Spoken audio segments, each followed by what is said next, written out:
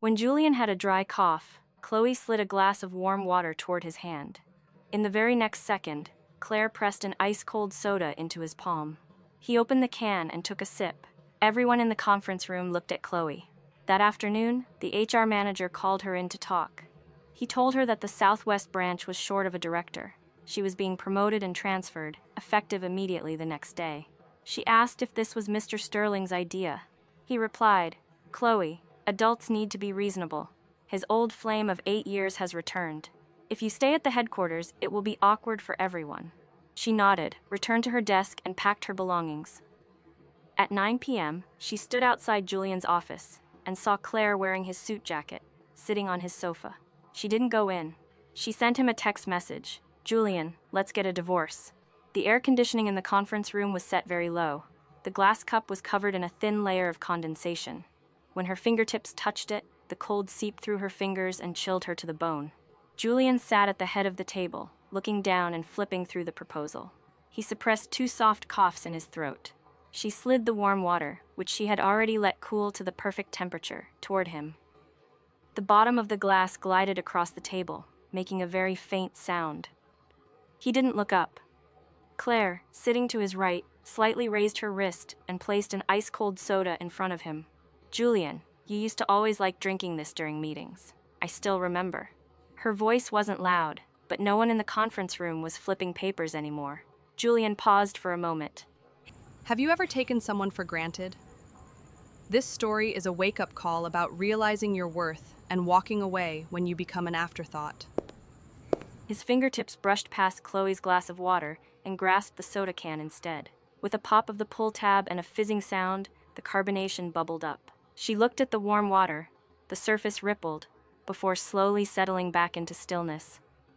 Claire smiled and looked at her, the corners of her eyes lifting slightly. "Oh, did Secretary Davies prepare water for Mr. Sterling too? I'm so sorry.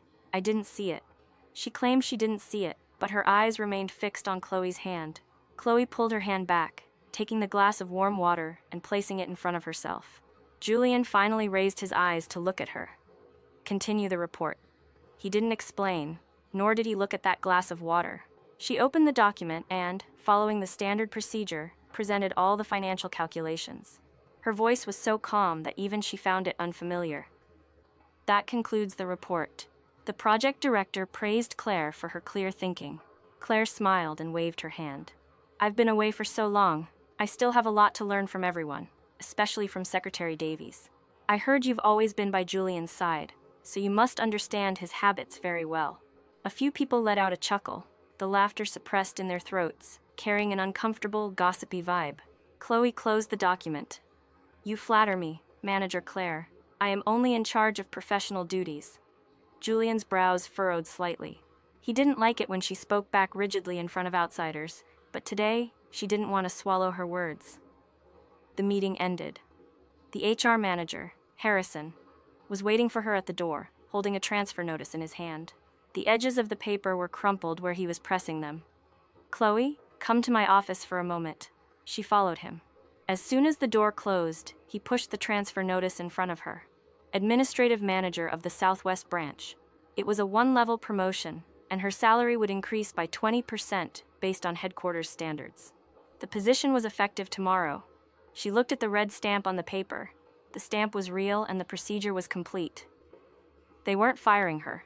They had packaged this exile into a respectable promotion, shoved it into her hands, and expected her to kneel and say thank you. She asked, "Has Mr. Sterling signed it?" Harrison avoided her gaze, lifted his teacup, and took a sip. Tea leaves clung to the side of the cup, the color of the liquid already fading.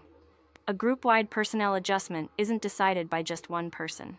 She said nothing. He set the cup down and lowered his voice. "Chloe, Claire is back. Everyone can see that Mr. Sterling treats her differently than anyone else." She looked at him. Harrison rubbed his temples. "Don't blame me for speaking harshly." "An old flame of 8 years. Dot cannot be compared to the 3 years you've been at the company," he said. She replied, "I am just his secretary." He said softly, "Whether you are just a secretary or not, you know best yourself." The words hung in the air, and a 2-second silence fell over the office. Chloe and Julian had been secretly married for 3 years. In the company, only Harrison knew. Before they registered their marriage, the elder of the Sterling family was seriously ill. Julian needed a stable marriage to stop his family from pressuring him to settle down, while she needed to leverage the Sterling family's connections for her grandmother's surgery. The agreement was laid on the table. The marriage was real, but making it public was not. Later, when his grandfather recovered, Julian didn't mention going public, and neither did she. She had once thought there was no rush. Looking back now, she was the only one who wasn't in a rush. Harrison pushed the transfer notice forward. If you stay, it will be awkward for everyone. It will be awkward for Claire, and even more awkward for Mr. Sterling. Her fingertips pressed against the edge of the paper, the sharp edge cut into her skin, stinging. She asked in return, "So, if I leave, it will be easier for everyone to handle?" Harrison remained silent. She nodded. Okay. He seemed to heave a sigh of relief, yet also appeared to feel bad for her. He reached out to pat her shoulder, but she took a step back. His hand froze in midair before withdrawing. "Chloe, you are still young. Going to a branch isn't necessarily a bad thing." She picked up the transfer notice, folded it, and put it in her bag. "Manager Harrison, I won't be going to the Southwest branch tomorrow."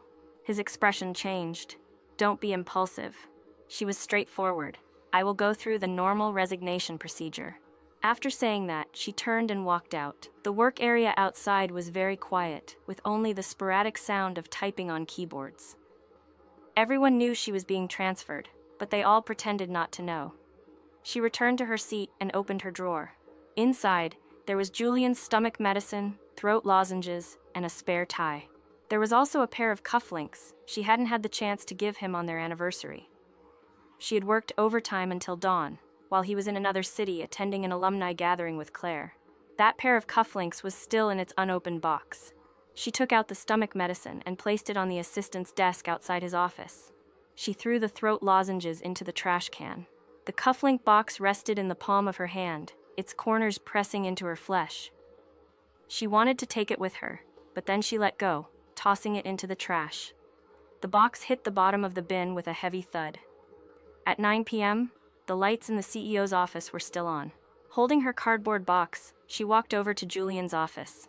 She was about to knock, but her hand stopped in midair. The door wasn't completely closed. Claire's voice drifted out from inside. "Julian, I just returned to the country, and there are still many things I haven't adapted to. Please don't find me annoying." Julian said, "I won't." She continued, "Then, can I ride in your car to the office tomorrow?" "My car hasn't arrived yet." He replied, "Yeah." On the sofa, Claire was wearing his suit jacket, looking down and adjusting the sleeves, revealing her fair wrists. Julian stood by the window, his back straight. He didn't push her away, nor did he call someone to escort her out. Chloe lowered her hand. Her phone screen lit up, the light illuminating her pale fingers. She opened her chat with him. The most recent message was from 3 days ago. She had reminded him not to drink coffee on an empty stomach, but he hadn't replied. She typed the words, "Julian, let's get a divorce." After hitting send, she stared at that line of text for a few seconds. Inside the office, Julian's phone chimed. She didn't wait for his reaction. Holding her box, she walked into the elevator. Before the elevator doors closed, she heard the sound of a chair being knocked over from inside his office. Her phone buzzed in the elevator. Julian's name flashed continuously on the screen, over and over again. She muted it. As the elevator descended, there was a very slight feeling of weightlessness. The cardboard box pressed heavily against her arms, the edge of a picture frame inside digging into her bone. That joint photo was taken on the day they registered their marriage 3 years ago. In front of City Hall, the wind had been very strong, blowing her hair into a mess. Julian had reached out to shield her from the wind. The photographer told them to stand closer together, so he tilted his shoulder to let her stand beside him. In the photo, he wasn't smiling, and neither was she. But that day, she had printed 2 copies of the photo. She put one at home and one in her office drawer. Now, it lay at the bottom of the cardboard box, the glass cracked with a thin line. The elevator descended to basement level B1. The doors opened, and the cold wind from the parking garage rushed in, bringing with it the smell of gasoline and dampness. She had only taken 2 steps when Julian's voice was thrown from behind her. "Chloe." She stopped. He chased after her in a hurry. His shirt cuffs were unbuttoned, his tie was loose, and his phone was still clutched in his hand. Claire walked behind him, his suit jacket still draped over her shoulders. Her steps were a bit slower, a smile still hanging on her face that she hadn't had time to pull back. Julian stared at her. "What did your message just now mean?" She replied, exactly what it said. His Adam's apple bobbed slightly. "Is it because of the transfer?" She answered, "Not entirely." He pressed on. "Then because of what?" She looked at the soda can in his hand. The can wasn't finished yet. Condensation on the outside of the can dripped down through his fingers. "Because I don't want to continue anymore." Claire spoke up softly. "Chloe, is it because I came back that you misunderstood? Julian and I are just old friends." She looked at her. "Manager Claire, when I am talking to Julian, you don't need to explain on his behalf." The smile on Claire's face froze. Julian frowned.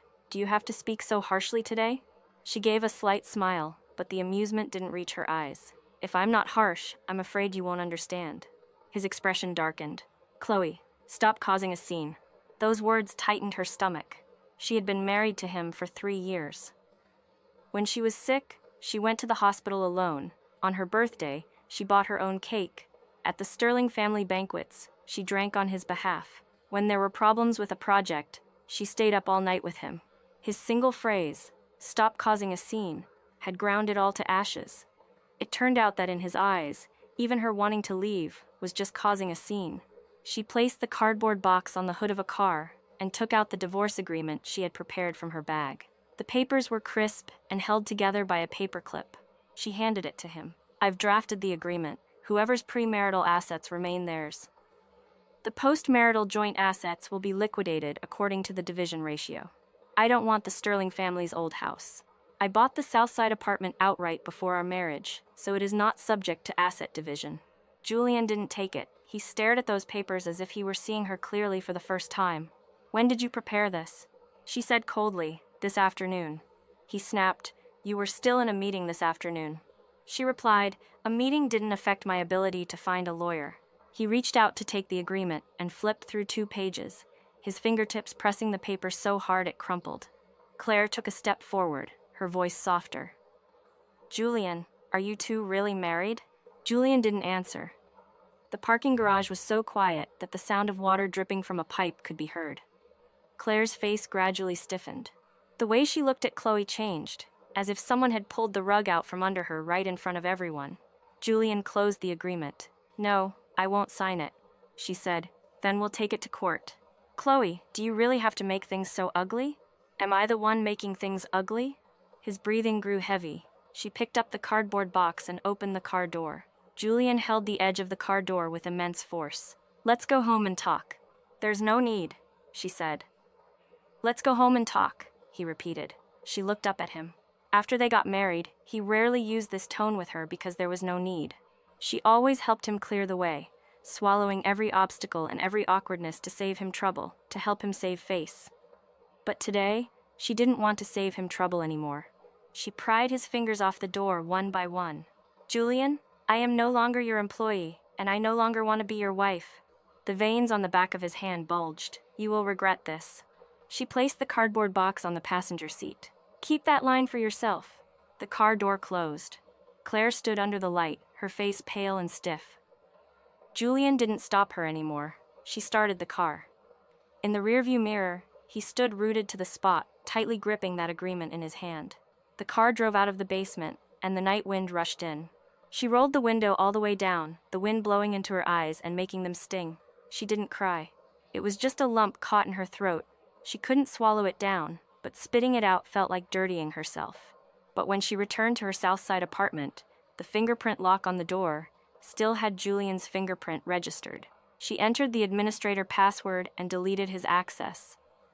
The screen displayed a deletion successful notification, and a mechanical female voice echoed in the quiet hallway.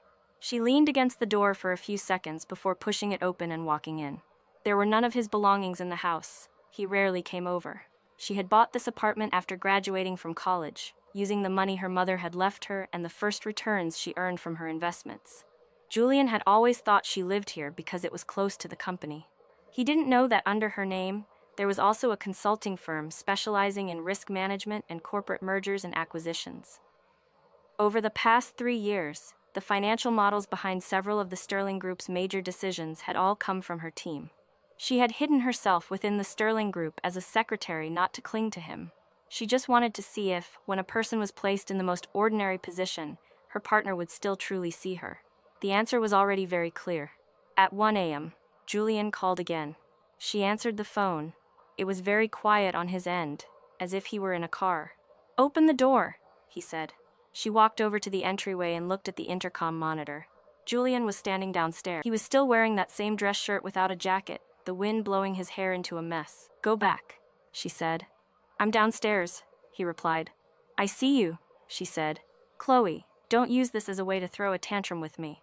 Her fingertips pressed against the edge of the intercom screen. The metal frame was so cold it gradually numbed her skin. "Did you come find me because you want to sign the agreement?" He fell silent. She said, "If not, then don't come up." "I can explain the situation with Claire," he said. "She just returned to the country, and the project needs her. I was just taking care of an old friend." She let out a laugh. "Transferring me away is also taking care of an old friend?"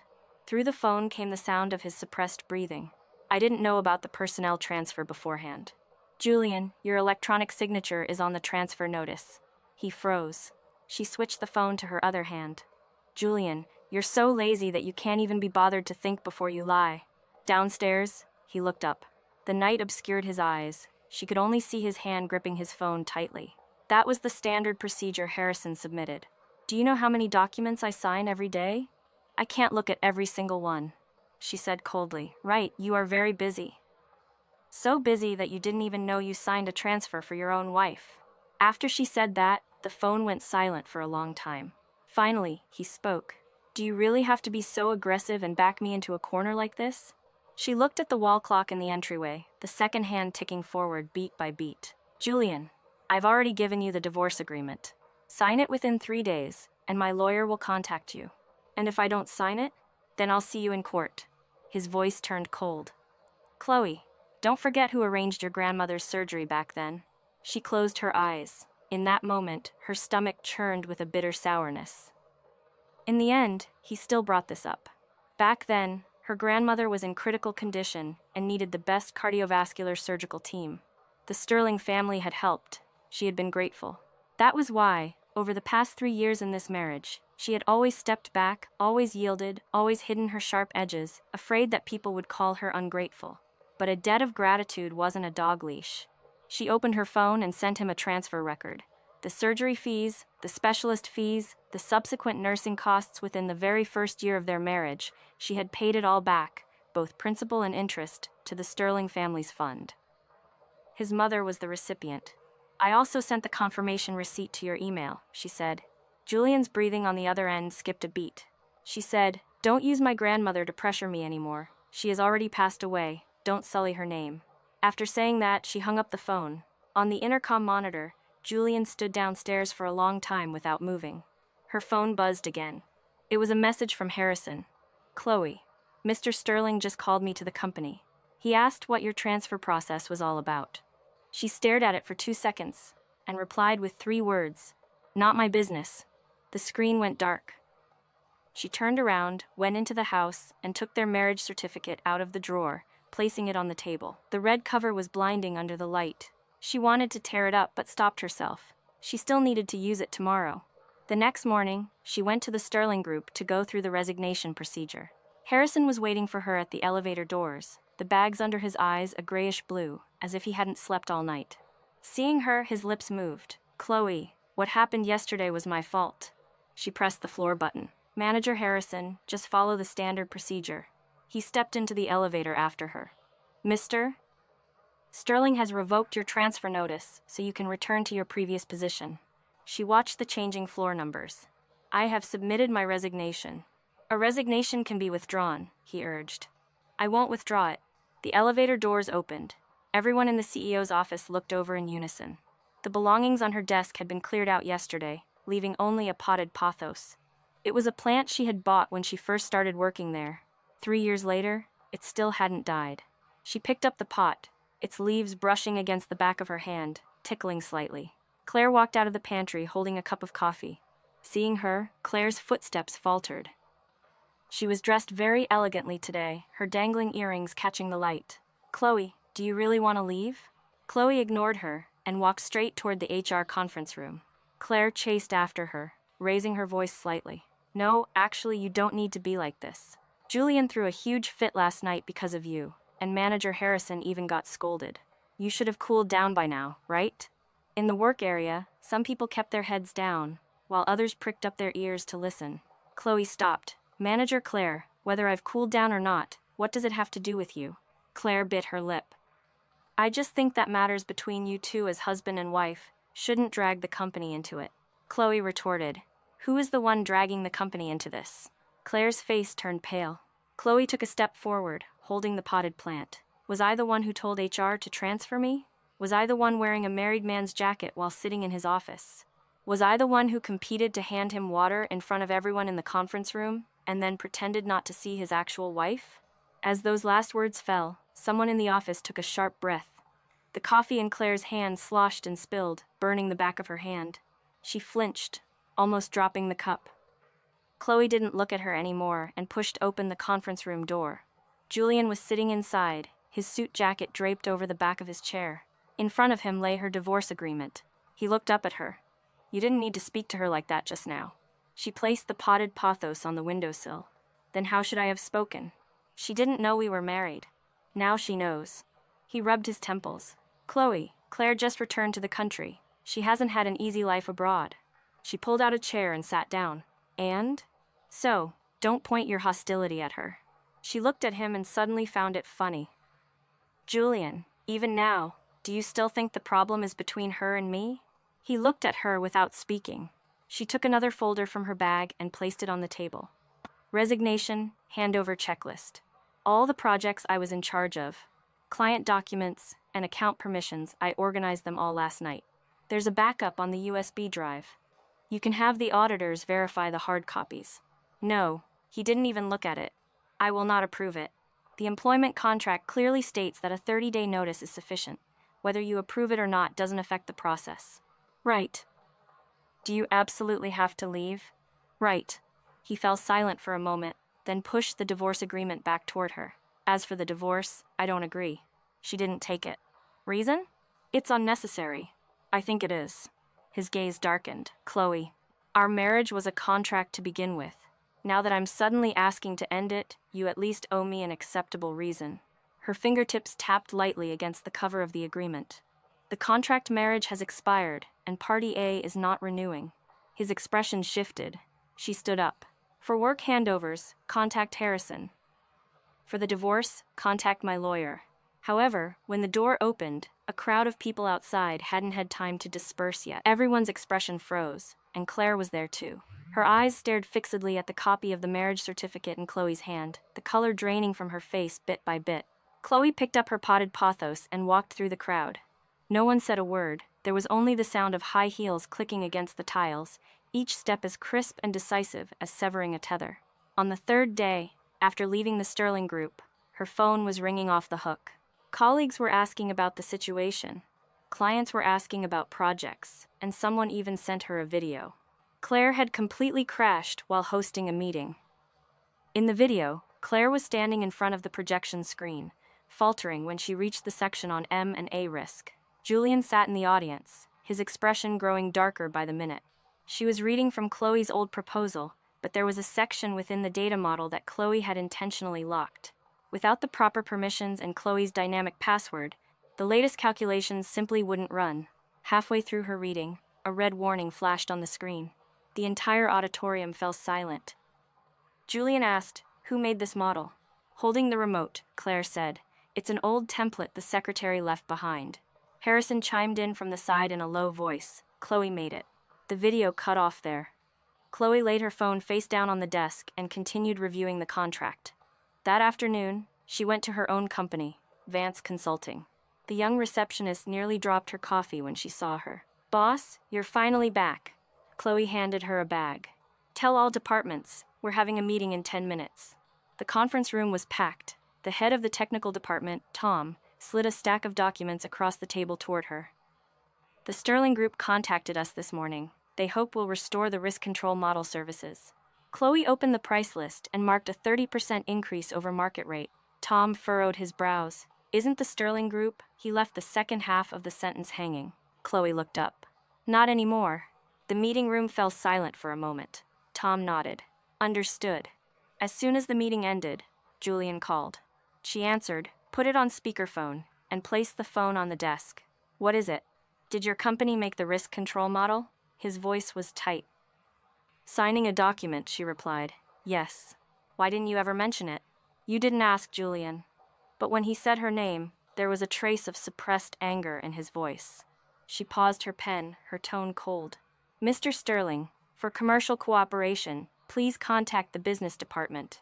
For personal matters, please contact my lawyer. If you only called to interrogate me, I don't have the time. The sound of rustling paper came from the other end. Do you know that today's meeting had to be halted because of the model's access permissions? Was that intentional? She gave a light laugh. Mr. Sterling, the service contract states very clearly that if the Sterling Group is more than 15 days late on a final payment, Party B has the right to temporarily suspend system updates.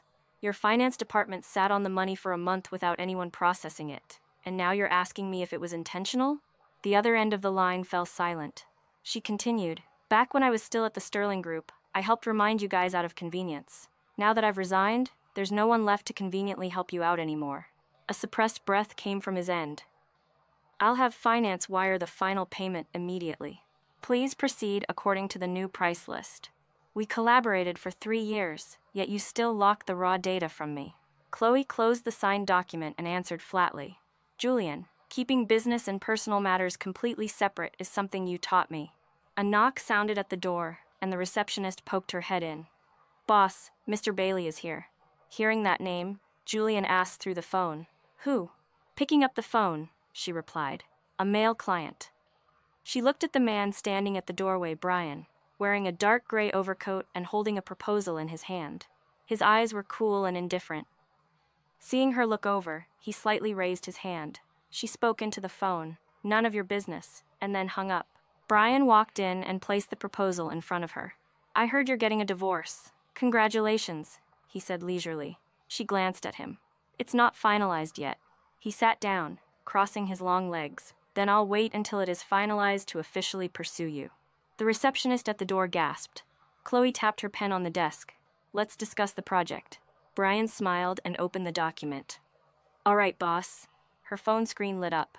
Julian had sent a message. Where are you? She didn't reply. The first time Julian came to Vance Consulting was at 4 p.m. At that time, she was discussing the acquisition of the Eastside Industrial Park with Brian. The receptionist pushed open the conference room door, a conflicted look on her face. Boss, Mr. Sterling from the Sterling Group is here. He says it's an emergency. Before she could even open her mouth, Julian was already standing at the doorway. Seeing Brian, his gaze lingered for 2 seconds. Brian looked up and greeted him. Hello, Mr. Sterling. Julian ignored him, looking only at Chloe. Let's step outside and talk. She capped her pen. It is my working hours right now. Just 10 minutes, he said. Do you have an appointment? His expression darkened. The receptionist lowered her head, nervously twisting her fingers together. Chloe didn't want to make things difficult for the girl, so she stood up and walked out. Julian followed her into the reception room. As soon as the door closed, he placed a signed document on the table and spoke up. The final payment has been settled, and the new contract is signed as well. She glanced at it. The business department will handle it. I still haven't signed the divorce agreement, he said. I know what kind of relationship you and Brian have. She looked at him bluntly. A client relationship. The way he looked at you just now didn't seem like a client. She leaned back in her chair. Julian, don't you find it ridiculous to be asking about this now? His Adam's apple bobbed. You are still my wife. She scoffed mockingly. Yesterday, when you let Claire represent the Sterling Group at the cocktail party, did you remember that I was your wife then? His fingers stiffened. She continued. You gave her my position, my seat, my projects. And now, seeing someone else sitting in my conference room, you can't stand it? He pursed his lips tightly. She and I aren't what you think. Then what is it? He didn't answer, because he couldn't even articulate it clearly himself. He enjoyed the familiarity of Claire's return, enjoyed her reliance on him, enjoyed the looks from others who placed the two of them together.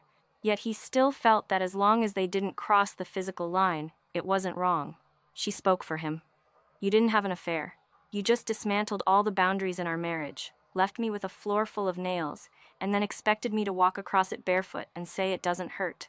Julian's face paled slightly. Outside the reception room, the receptionist carrying coffee walked by, paused in her steps, and hurriedly left. Bystanders are always more clear-headed than those involved. Julian lowered his voice. I didn't want to hurt you. Right, she nodded. Right, you didn't want to. And that makes it even more disgusting. Because even before you picked up the knife, you didn't bother to check if the blade was pointing at me. He took a small box out of his pocket and placed it on the table. It was the pair of cufflinks she had thrown away. The corner of the box was slightly dented. I had the cleaning staff find this, he said. She glanced at it indifferently. Throw it away. He furrowed his brows. You bought this for me, which means I have the right to dispose of it. Chloe. She cut him off. Julian, you don't need to salvage these things. It proves nothing. A gift that has been picked out of the trash cannot be given a second time.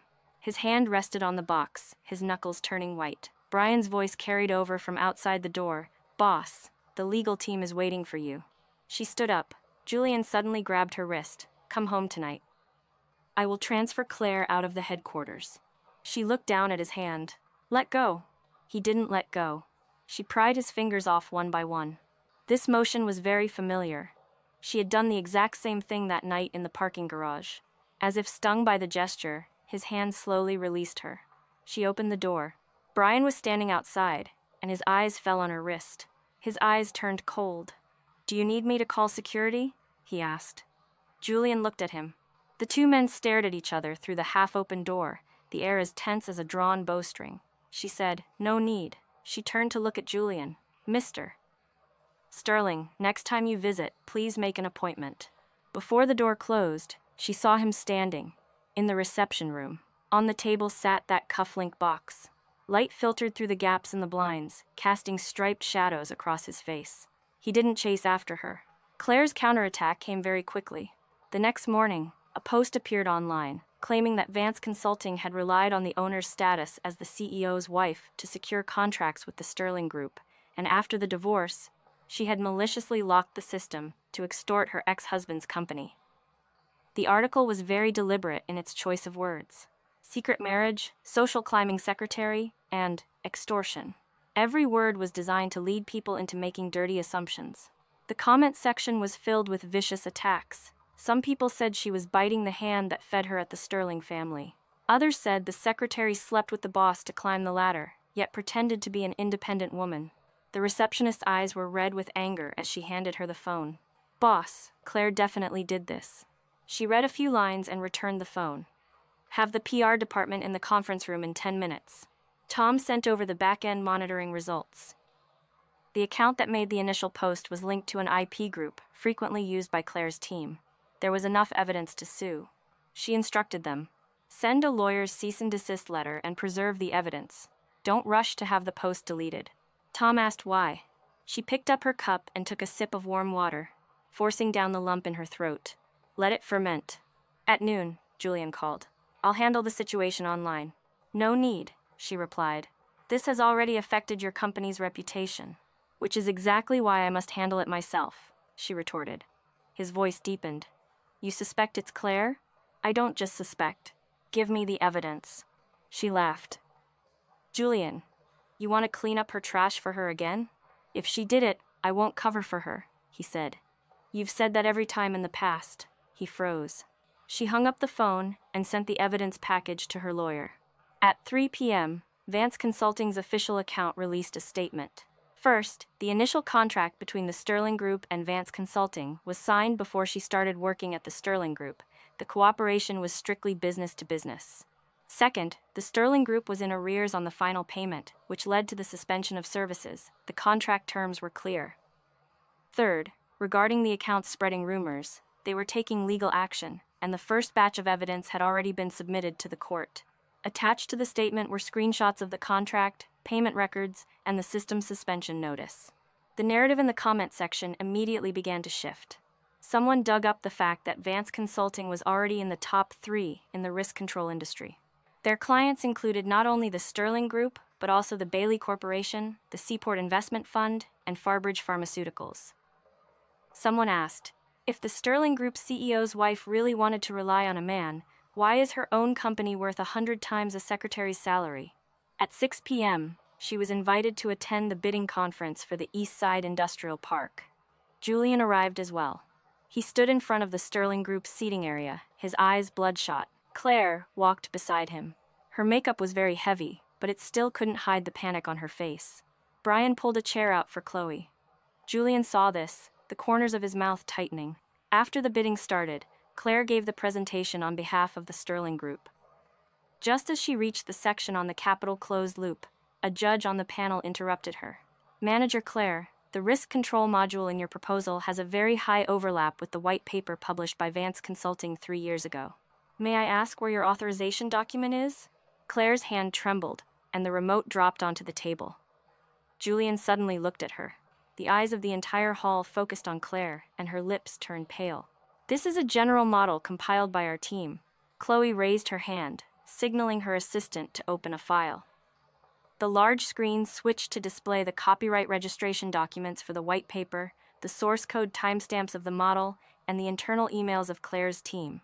Page by page appeared on the screen. The final page was a transcript of a voice message Claire had sent to her subordinates. If Chloe's stuff is usable, just use it. She has already resigned. Don't tell me she would dare to sue the Sterling Group. A hushed murmur of discussion echoed through the hall. Claire stood on the stage, her legs swaying slightly. Julian's expression turned cold bit by bit. Chloe held the microphone and spoke firmly. Manager Claire, I dare. The bidding conference was suspended for 20 minutes. Claire was taken to the end of the corridor by Julian. When Chloe came out of the restroom, she happened to hear her crying. Julian, I just wanted to help you so much. I just returned to the country, and everyone is waiting to see me make a fool of myself. I cannot lose. Julian's voice was very low. So you stole her model.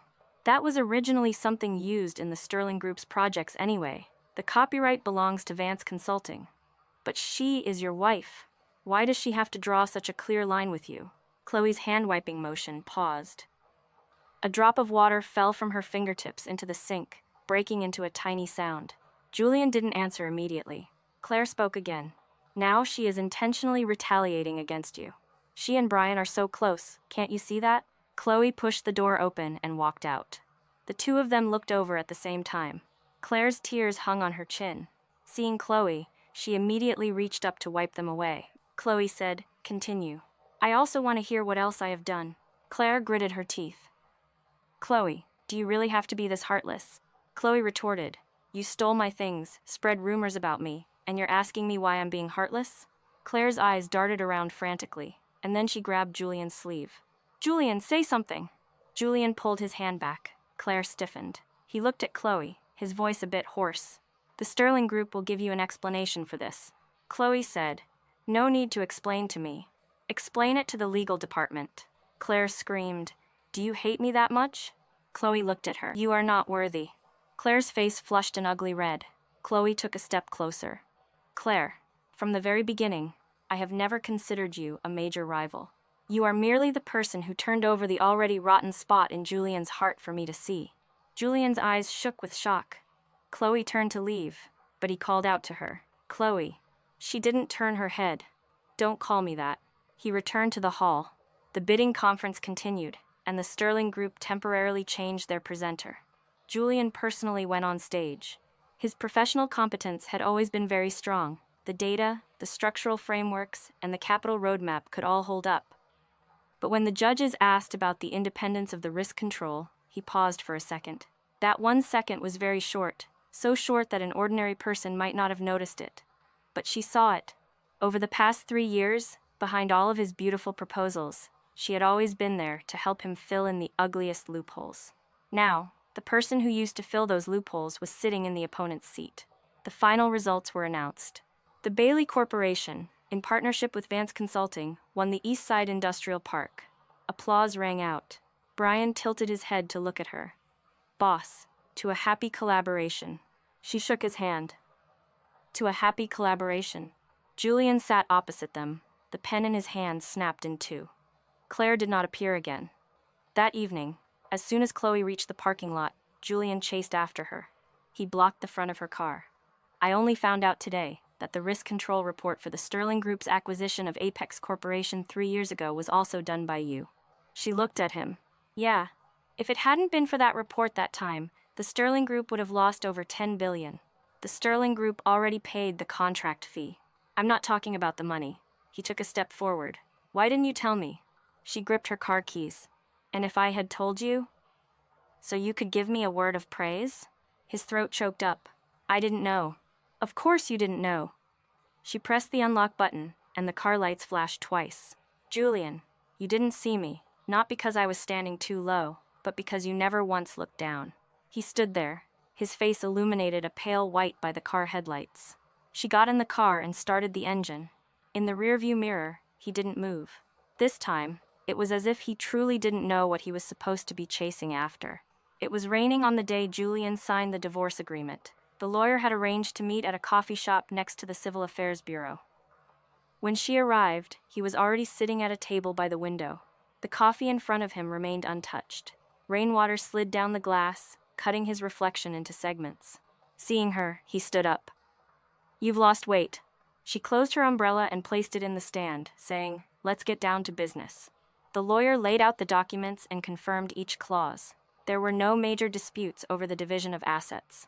Julian's premarital assets belonged to him, and her premarital assets belonged to her. The postmarital joint appreciation would be settled according to a ratio. He suddenly spoke up. The Northside Villa, give it to you. The lawyer's pen paused. She said, No need. That is a house bought after we got married. I have never lived there. His finger pressed against the edge of the document. You can move in. She looked up at him. Julian, I didn't get a divorce in exchange for a house.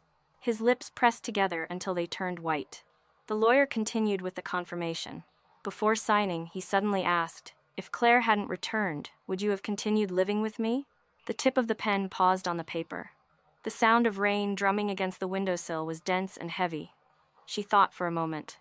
Perhaps, yes. A glimmer of light appeared in his eyes. She continued. And then, one day, it would be worn away to nothing by something else. That glimmer of light died out. She signed her name. The name Chloe landed on the paper, the strokes clear and decisive. It was his turn. He held the pen but didn't move for a long time. The lawyer reminded him. Mr. Sterling? Julian looked up at her. Chloe, I know I was wrong now. Don't, she said. As if terrified she would leave, he spoke faster. I shouldn't have signed that transfer notice. I shouldn't have let Claire into the CEO's office. I shouldn't have taken your sacrifices for granted. But his voice grew softer and softer. I just thought you would never leave. She looked at him. This sentence was the truth. It wasn't about love, nor was it about reluctance to part. It was simply that he thought she would always be there. She said, Sign it. His hand trembled, the tip of the pen leaving a dark streak on the paper. In the end, he still signed it. When going through the procedures, the staff verified the documents and stamped them. At the moment the steel seal pressed down, she heard a click. It felt as if a lock had been opened, and it also felt as if a final bone had finally been set back in place. Stepping out of the Civil Affairs Bureau, the rain still hadn't stopped. Julian stood on the steps, holding the divorce certificate in his hand. The rain wet his shoulders. Let me take you back. No need. Chloe. She opened her umbrella, but he suddenly reached out and grabbed the handle. Can I pursue you again? No. She looked at his hand. You cannot. His eyes turned red. Not even one chance? Not giving it. Why? She said, Because the person you want to pursue isn't me. It's the me who, after being discarded by you, suddenly became valuable again. He stumbled as if he had been punched. She pulled the umbrella back. Julian, don't confuse regret with love. The sound of the rain drowned out his breathing. She turned and walked toward the curb. Brian's car was parked there. He didn't get out. He just rolled down the window and handed her a dry towel. Are you getting in? She gave a light smile. Is it on your way? Anywhere you go is on my way. After getting into the car, she didn't look back. In the rearview mirror, Julian stood in front of the Civil Affairs Bureau, the rainwater flowing down his chin. The red booklet in his hand was crushed out of shape. After being fired by the Sterling Group, Claire still couldn't sit still. She sent photos of Chloe and Brian to the media, claiming that during her marriage, Chloe had colluded with the heir of the Bailey Corporation, and that Vance Consulting had secured projects through improper relationships. The photos were taken from very strategic angles. A shot of Brian opening the car door for her had been cropped to look like an intimate embrace. Chloe finished reading the news and handed her phone to the PR department. This time, we don't need a statement. Hold a live press conference. The press conference was scheduled for Friday. Chloe wore a black suit, her hair tied back neatly. As she stepped onto the stage, the flashes. The camera flashes below lit up the area brightly. The first reporter's question was very sharp. "Boss, may I ask if there is a relationship between you and Mr. Brian that goes beyond professional cooperation?" She looked into the camera lens. "At present, no."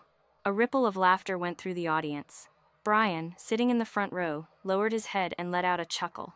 A second reporter followed up. "Then what about in the future?" She said, "In the future, if there is, I will openly admit it as a single woman." The venue fell silent for a second, and immediately after, the sound of camera shutters grew denser. She raised her hand, and her assistant turned on the large screen. "I am holding this press conference today, not to answer questions about my private life, but to make 3 sets of documents public," she announced. The first is the contract showing Claire's team purchasing internet trolls. The second is the chain of evidence proving she stole the model. The third is the result of the Sterling Group's internal investigation and the police report receipt. An uproar erupted from the crowd below. She continued, "The marriage between Julian and me has been legally terminated. During our marriage, I did not commit any act of betrayal. I will hold the rumor-mongers accountable to the fullest extent of the law." A reporter shouted, "Is Mr. Sterling here today?" Before she could even answer, the back doors of the hall were pushed open. Julian walked in. He was wearing a dark suit, his complexion looking terrible with heavy, dark circles under his eyes. All the camera lenses immediately shifted toward him. He didn't shy away, walking straight to the front of the stage and picking up a spare microphone. "I came to clarify 3 things." He looked directly into the cameras. "First, during the marriage between Chloe and me, she never did anything to betray our marriage.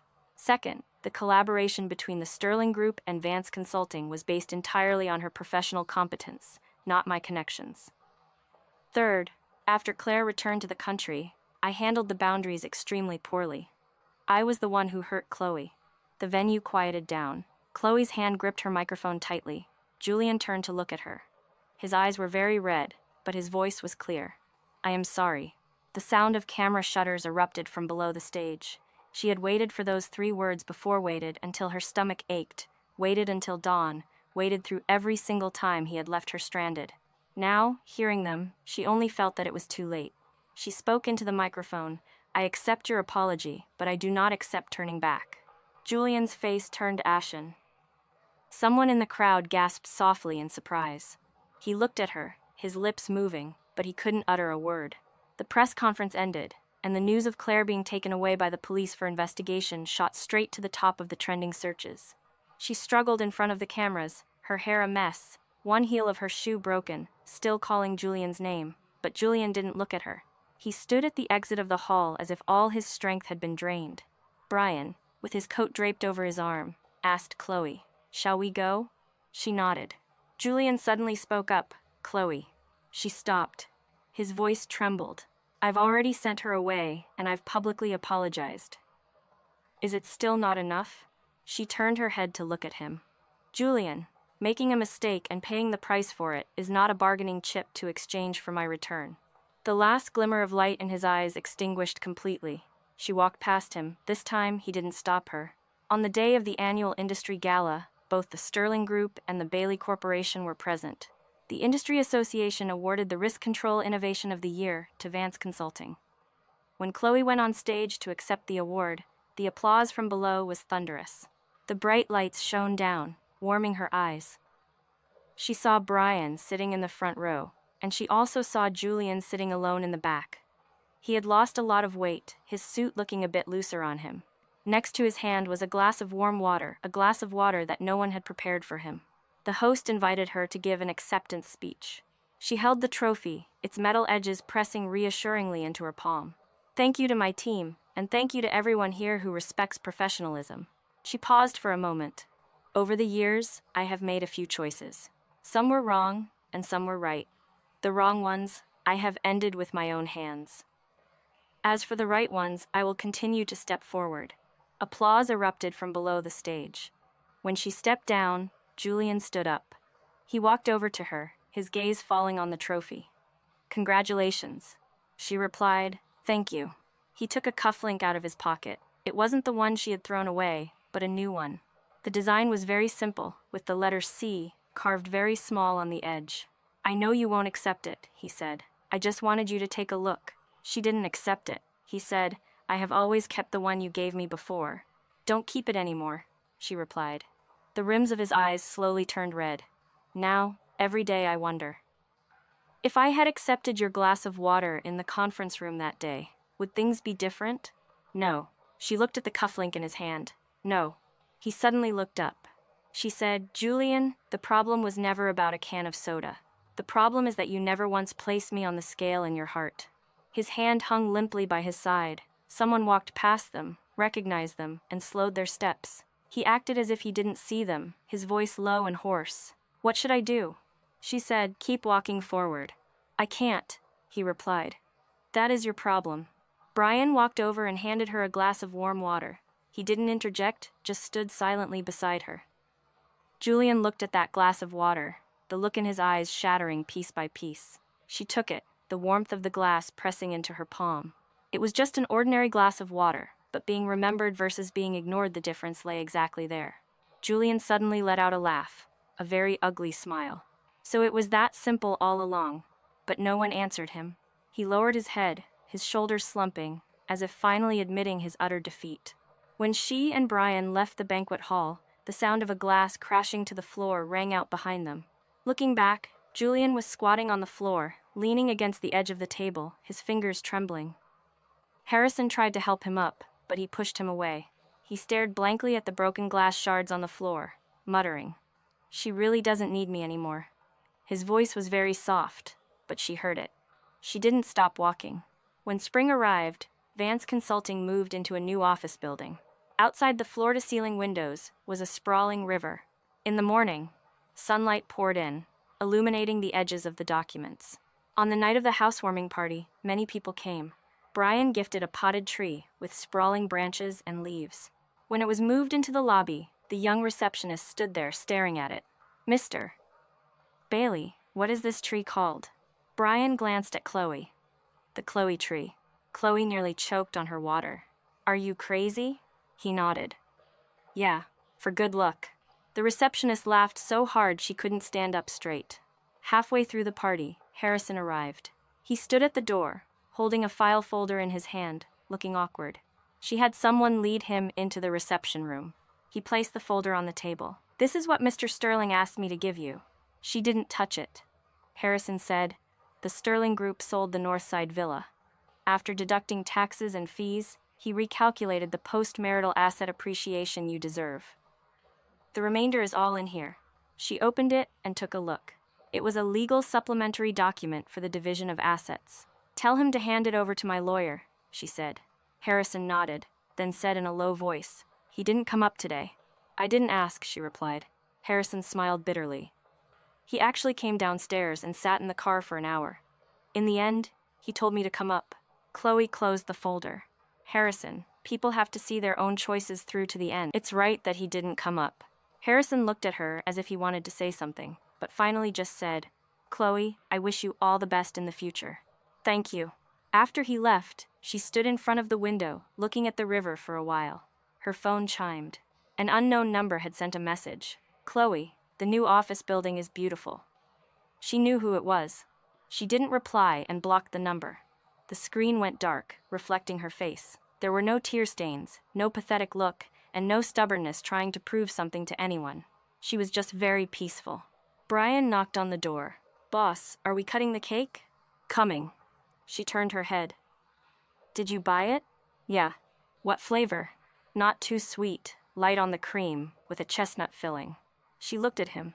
"How did you know I like chestnuts?" Brian leaned against the door, a smile in his eyes. "We've collaborated for 3 months, had 17 meetings, and every time, you only picked the chestnut cake." The hand holding her phone slowly relaxed. It turned out that being truly seen by someone didn't require anything grand or earth-shattering. It just required that person to truly be looking. Outside, someone called out to her, "Boss, hurry up and make a wish." "I'm coming." she called back, walking out. The lights went out and the candles were lit. Her colleagues stood in a circle, their laughter filling the lobby. Brian stood beside her and handed her the cake knife. She looked down and made the first cut. A bit of cream got onto her fingertip. The sweetness was very light, and the flavor of chestnut spread across the tip of her tongue.